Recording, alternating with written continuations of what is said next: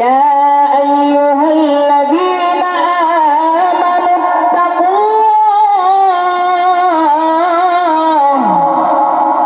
হাক্কা তুকাতিহি ওয়া লা তামুতুন্না ইল্লা ওয়া আনতুম মুসলিমুন।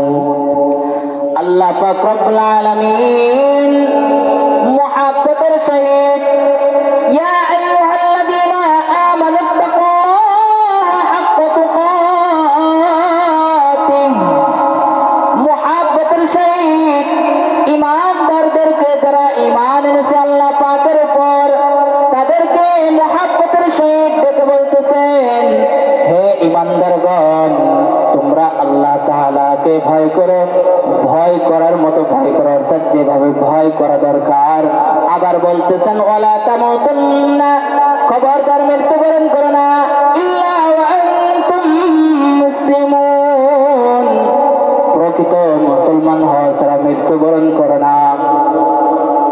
তো ইমাম মালিক রাহমাতুল্লাহি আলাইহির শেষ ইচ্ছা যে তিনি তার শেষ জীবনটা মদিনায় কাটাবেন। মদিনায় ইন্তেকাল করার পরে কিয়ামতের মাঠে আল্লাহর নবী সাল্লাল্লাহু আলাইহি ওয়াসাল্লামের সাথে হাসরের মাঠে উঠবে, এটাই তার জীবনের শেষ ইচ্ছা। তো এইভাবে চলতে চলতে হঠাৎ হজের মৌসুম চলে আসছে। তখন মদিনার থেকে হাজী সাহেবরা হজ করার উদ্দেশ্যে বাইতুল্লাহর দিকে রওনা দেয়। কিন্তু ইমাম মালিক রাহমাতুল্লাহি আলাইহির দিলেও কিন্তু বাইতুল্লাহর প্রেম জাগছে। আবার এইদিকে শেষ ইচ্ছা যে মদিনায় মৃত্যুবরণ করার পরে মদিনায় তার দাফন কাফন করবে। কিন্তু এখন যদি হজের উদ্দেশ্যে মদিনায় মক্কায় রওনা দেয় আর যদি সেখানে মৃত্যুবরণ হয়ে যায় তাইলে তো তার শেষ ইচ্ছা পূরণ হলো না। এই জন্য ইমাম মালিক রাহমাতুল্লাহি আলাইহি চিন্তা করলেন যে আমার মৃত্যু কখন হবে আমি একটু জানার চেষ্টা করি। তো কিভাবে জানা যায়? তখন চিন্তা করলো যে একটা রাস্তা আছে, সেটা হলো ইস্তেখারা। ইস্তেখারার মাধ্যমে ভালো মন্দ বিভিন্ন জিনিসের বিষয় জানা যায়। তো ইমাম মালিক রাহমাতুল্লাহি আলাইহি ইস্তেখারা করার মাধ্যমে তার মৃত্যু কখন হবে জানার জন্য চেষ্টা করতেছেন এবং নামাজ পড়ে আল্লাহ পাক রব্বুল আলামিনের কাছে দোয়া করে তিনি ঘুমের মধ্যে ঘুম পড়ছেন। এমন সময় আল্লাহর নবী সাল্লাল্লাহু আলাইহি ওয়াসাল্লাম স্বপ্নের মধ্যে হাজির এবং স্বপ্নের মধ্যে হাজির হয়ে ইমাম মালিক রাহমাতুল্লাহি আলাইহিকে এইভাবে 5টা আঙ্গুল দেখাইছেন। কয়টা আঙ্গুল? 5টা আঙ্গুল। তো ইমাম মালিক রাহমাতুল্লাহি আলাইহি ঘুম থেকে ওঠার পরে চিন্তিত যে আখিরি জামানার পয়গম্বর হযরত মুহাম্মদ মুস্তাফা সাল্লাল্লাহু আলাইহি ওয়াসাল্লাম ঘুমের মধ্যে আমাকে 5 আঙ্গুল দেখাইলো, তাহলে কি আমি 5 বছর বাঁচবো? আবার চিন্তা করে না, এমন তো হতে পারে যে আমি 5 মাস বাঁচবো। যদি 5 বছর বাঁচি তাহলে তো মক্কায় হজের জন্য যাওয়া যায়। যদি 5 মাস বাঁচি তাও তো মক্কায় হজের জন্য যাওয়া যায়। যদি 5 দিন বাঁচি তাইলে তো আর যাওয়া যায় না। গেলে আমার জীবনের শেষ ইচ্ছাটা কিন্তু পূরণ হবে না। তখন ইমাম মালিক রাহমাতুল্লাহি আলাইহি সেই যুগের সব থেকে সভ্য সম্রাট ইবনে সিরিন রাহমাতুল্লাহি আলাইহি, তো ইমাম মালিক রাহমাতুল্লাহি আলাইহি তার খাদেমকে বলতেছে, ওগো খাদেম, আমি স্বপ্নের মাঝে এই স্বপ্ন দেখেছি তুমি ইবনে সিরিন রাহমাতুল্লাহি আলাইহির কাছে যাও। আর ইবনে সিরিন রাহমাতুল্লাহি আলাইহির কাছে যাওয়ার পরে এই স্বপ্নের কথা বলবা, কিন্তু খবরদার আমি ইমাম মালিক রাহমাতুল্লাহি আলাইহি দেখেছি এই কথা বলবা না। তখন ইবনে সিরিন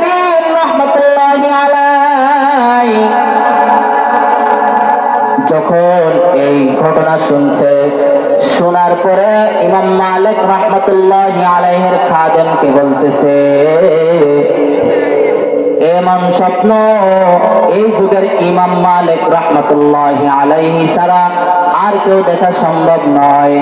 আর কে এই স্বপ্ন দেখছে তুমি যদি নাম না বলো তাহলে আমি এই স্বপ্নের ব্যাখ্যা বলবো না। তখন খাদেম আবার ইমাম মালিক রাহমাতুল্লাহি আলাইহির কাছে আসছে। আসার পরে ইমাম মালিক রাহমাতুল্লাহি আলাইহিকে বলতেছেন, ওগো ইমাম মালিক, আমি তো ইবনে সিরিন রাহমাতুল্লাহি আলাইহির কাছে গিয়েছিলাম, কিন্তু তিনি বলছে আমি যদি এই স্বপ্ন কে দেখছে তার নাম না বলি তাহলে সে স্বপ্নের ব্যাখ্যা বলবে না। আবার সাথে সাথে এটাও বলছে যে এমন স্বপ্নে এই যুগের ইমাম মালিক রাহমাতুল্লাহি আলাইহি ছাড়া আর কেউ দেখা সম্ভব নয়। তখন ইমাম মালিক রাহমাতুল্লাহি আলাইহি বলেন যে ইবনে সিরিন রাহমাতুল্লাহি আলাইহি তো জেনে গেছেন এই স্বপ্ন কে দেখছে, তাহলে যাও গিয়ে বলো যে হ্যাঁ এমন স্বপ্ন এই যুগের ইমাম মালিক রাহমাতুল্লাহি আলাইহি দেখছেন। তখন ইমাম মালিক রাহমাতুল্লাহি আলাইহির খাদেম ইবনে সিরিন রাহমাতুল্লাহি আলাইহির কাছে গিয়ে বলে, হ্যাঁ এই স্বপ্ন এই যুগের ইমাম মালিক রাহমাতুল্লাহি আলাইহি দেখছেন।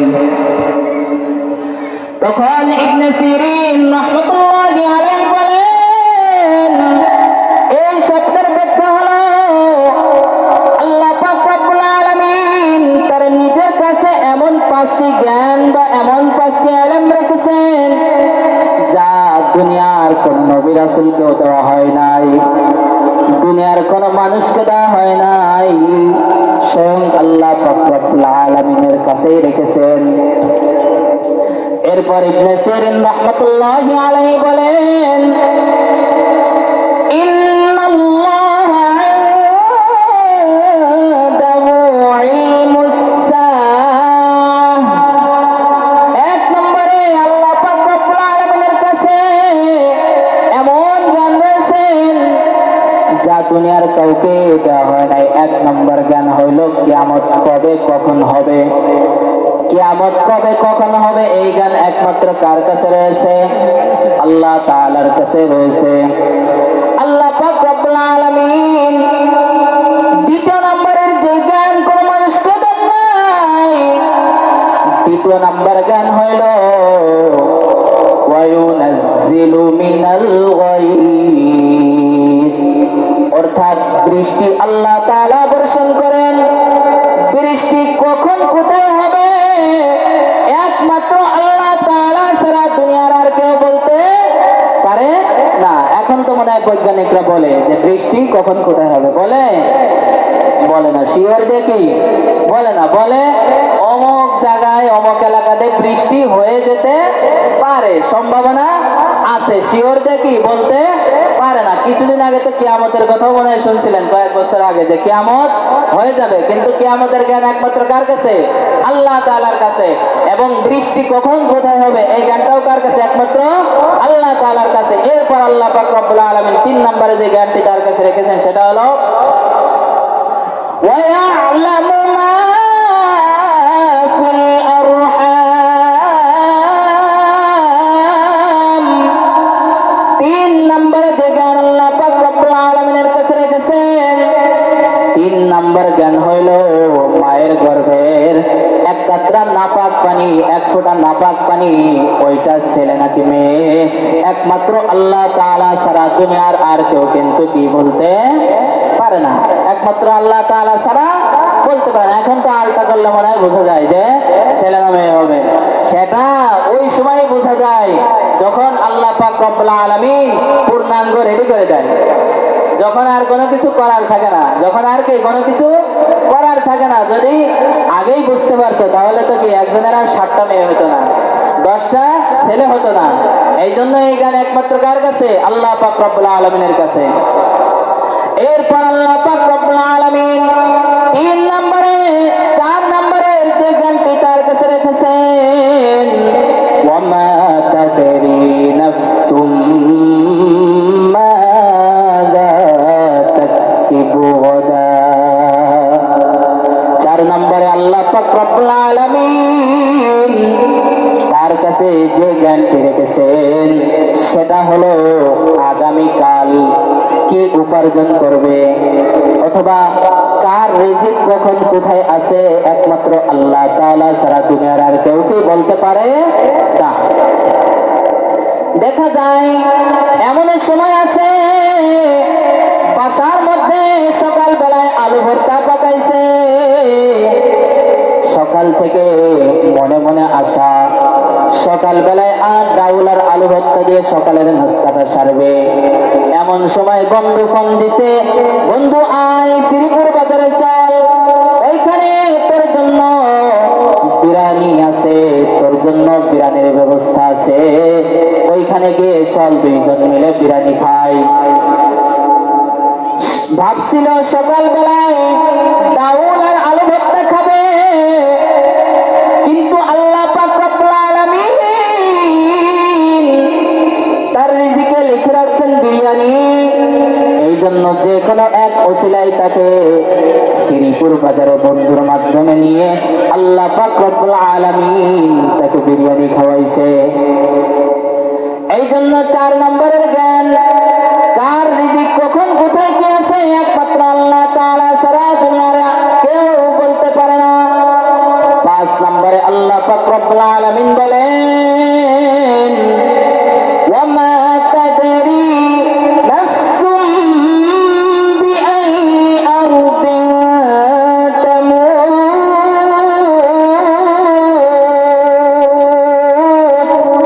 অর্থাৎ কার মৃত্যু কখন কোথায় আছে একমাত্র আল্লাহ তাআলা ছাড়া আর কেউ বলতে পারে না। মৃত্যু কার কখন কোথায় হবে একমাত্র আল্লাহ তাআলা ছাড়া দুনিয়ার আর কেউ বলতে পারে না।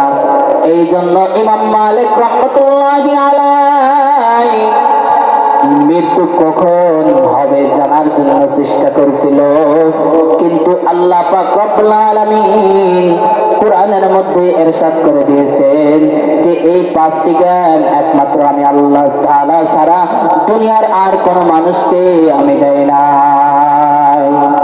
5টি জ্ঞান, 1 নম্বরে কি? 1 নম্বরে কিয়ামত কবে হবে?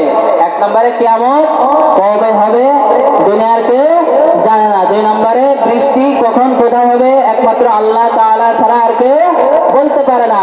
3 নম্বরে মায়ের গর্ভের সন্তানটা ছেলে নাকি মেয়ে রেডি হওয়ার আগ পর্যন্ত আল্লাহ পাক যতক্ষণ দেখার সুযোগ না করে দেয় তার আগে দুনিয়ার কেউ বলতে পারে না। 4 নম্বরে রিজিক কার কখন কোথায় আছে একমাত্র আল্লাহ তাআলা ছাড়া দুনিয়ার আর কেউ বলতে পারে না। 5 নম্বরে মৃত্যু কার কখন কোথায় হবে একমাত্র আল্লাহ তাআলা ছাড়া আর কেউ বলতে পারে না। আর আল্লাহ পাক রব্বুল আলামিন মৃত্যু দেবেন এটা নিশ্চিত, মৃত্যু যে দিবেন এটা কিন্তু কি নিশ্চিত। তো যে আয়াত বলতেছিলাম মনে আছে সবার? হ্যাঁ, ইয়া আইয়ুহাল্লাযীনা আমানু তাকুল্লাহ হাক্কা তুকাতিহি ওয়া লা তামুতুন্না ইল্লা ওয়া আনতুম মুসলিমুন। আল্লাহ পাক রব্বুল আলামিন মুহাব্বতের সহিত ইয়া আইয়ুহাল্লাযীনা আমানু তাকুল্লাহা হাক্কা তুকাতিহি, মুহাব্বতের সহিত ঈমানদারদেরকে যারা ঈমান এনেছে আল্লাহ পাকের উপর তাদেরকে মুহাব্বতের সহিত ডেকে বলতেছেন, হে ঈমানদারগণ তোমরা আল্লাহ তাআলাকে ভয় করো, ভয় করার মতো ভয় করো, অর্থাৎ যেভাবে ভয় করা দরকার। আবার বলতেছেন ওয়ালা তামুতুন্না, খবরদার মৃত্যু